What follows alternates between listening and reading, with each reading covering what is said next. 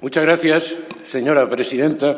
La enmienda presentada por mi grupo parlamentario pretende completar el sentido reprobatorio de la moción al proponer la inclusión de un segundo párrafo a la misma en la que el Congreso de los Diputados inste al cese inmediato del secretario de Estado de Seguridad y de la directora general de la Guardia Civil por ser, al fin y al cabo, los perpetradores formales de ese cese del coronel Pérez de los Cobos. Sobre el caso Pérez de los Cobos se ha dicho ya todo. Mi grupo parlamentario, este diputado que les habla, ha podido en esta misma Cámara expresar con rotundidad y con claridad todas sus posiciones. Pero hoy, en síntesis, recordemos simplemente la cuestión central.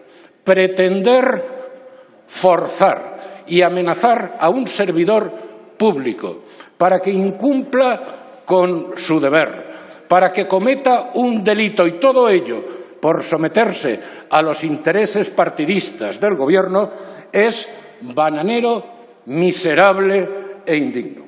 Y es bananero, miserable e indigno como postulados que constituyen la base de lo que está siendo la conducta política del señor ministro del Interior en el ejercicio de su cargo. Pero no solamente eso. La conducta del ministro del Interior está siendo también prepotente y sectaria, porque solo desde la prepotencia se puede entender que el ministro del Interior, el 5 de abril, cuando miles de españoles morían en las UCIs, cuando miles de ancianos morían abandonados en las residencias, esas que eran competencia del vicepresidente Iglesias, cuando miles de españoles perdían su empleo y su trabajo y sus perspectivas de futuro, el ministro del Interior declarara públicamente que este Gobierno no tiene que pedir perdón por nada.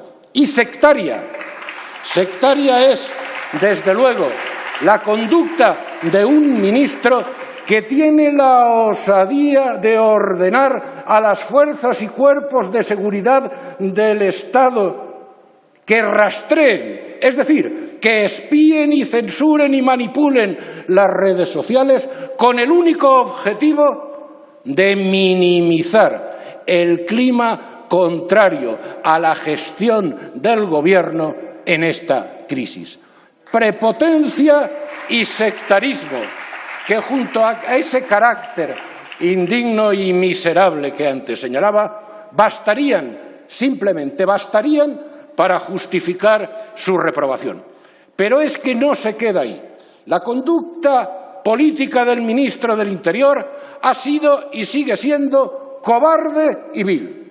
Sigue siendo cobarde frente a los socios golpistas y bilduetarras de este Gobierno cada vez que calla, dentro y fuera de esta Cámara, cuando insultan y vejan a las fuerzas y cuerpos de seguridad del Estado, o cuando realizan actos de homenaje a asesinos salidos de prisión, o cuando queman o decapitan públicamente estatuas del jefe del Estado.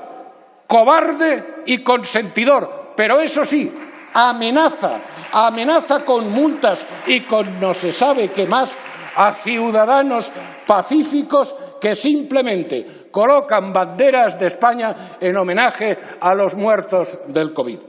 Pero si esa cobardía del ministro del Interior también bastaría para justificar su reprobación, lo es aún mucho más cuando la ejerce en el propio seno del Gobierno, cuando calla ante los ataques, los insultos y las vejaciones de miembros del Gobierno como el vicepresidente Iglesias o la ministra Irene Montero o el ministro Garzón contra el honor y la dedicación y el servicio de nuestro Cuerpo Nacional de Policía y de la Guardia Civil. Cobardía impropia de un ministro. Y vileza, señoras y señores, y con esto voy concluyendo, señora presidenta. Vileza que solamente vale como ejemplo inmediato referir a lo sucedido en las últimas horas. El pasado domingo, en la televisión pública vasca, se emitió un programa que es todo un compendio de basura, un auténtico linchamiento contra la Guardia Civil, a la que se llamó, entre otras cosas, golpista, anacrónica, corrupta, torturadora y represora. Y han transcurrido 48 horas sin que el ministro del Interior haya tenido la decencia y el coraje político de salir a la palestra a defender el honor del cuerpo y el honor de los hombres y de las mujeres del cuerpo en su servicio a España. Y vileza. Ayer mismo, instituciones penitenciarias comunicó Señor el Gil, traslado... tendría que terminar, por Termino favor. enseguida, señora presidenta.